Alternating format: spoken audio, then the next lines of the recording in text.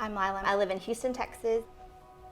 In the fall of 2011, I found out I was expecting, and it was exciting, right? First baby. I had all these plans, like we all do. So at 26 weeks, my doctor sat me down and said, I'm diagnosing you with preeclampsia, and every single plan that you had, you're gonna have to rework that and go with plan B.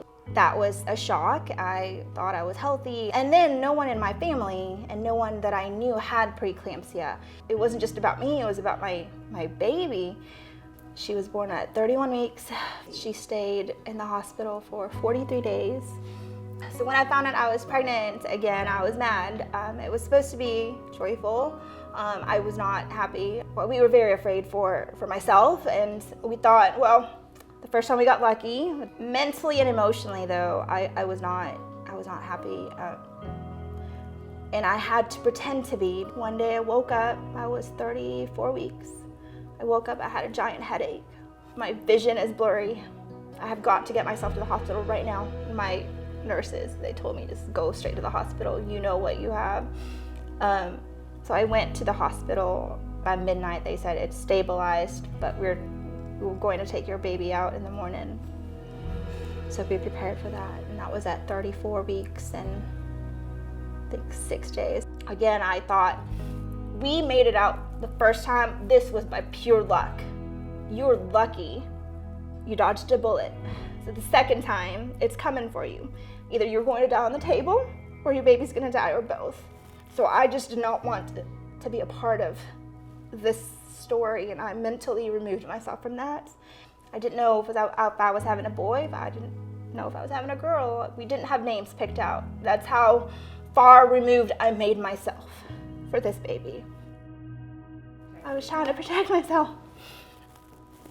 I just didn't want to know anything. My body failed me, and that enraged me, that I couldn't do anything about it. That was out of my control. I was very scared. Later on, I found out I had PTSD. My doctor diagnosed me with post-traumatic stress disorder because of the traumatic birth. It took a long time to bond with my son. My daughter had to be the one to tell me, your son is crying. Baby Bubba's crying. Go help him. Let's see if he needs milk. Mom, are you okay? Some days I would just drive, because I commuted. I would just drive and just not even care. If I missed my exit, I missed my exit. So I was in a mental fog. And then I just had it at that point. I pulled over and I thought, if I open this door right now and an 18-wheeler hit me, I'll be fine.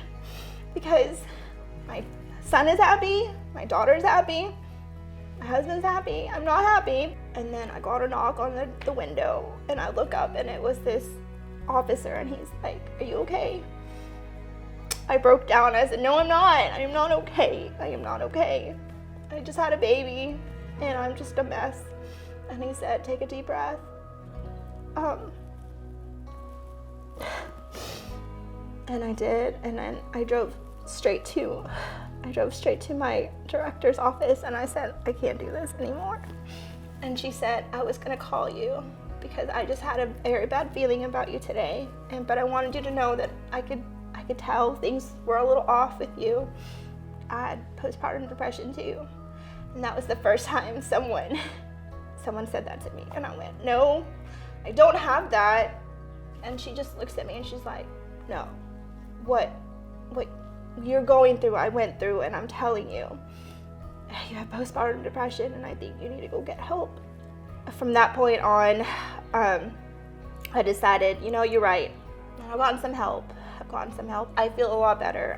It's very important that you talk to somebody. I think just getting that message across that I am not okay, that maybe I need some help and some guidance, I think that will change conversations or have a start of a conversation.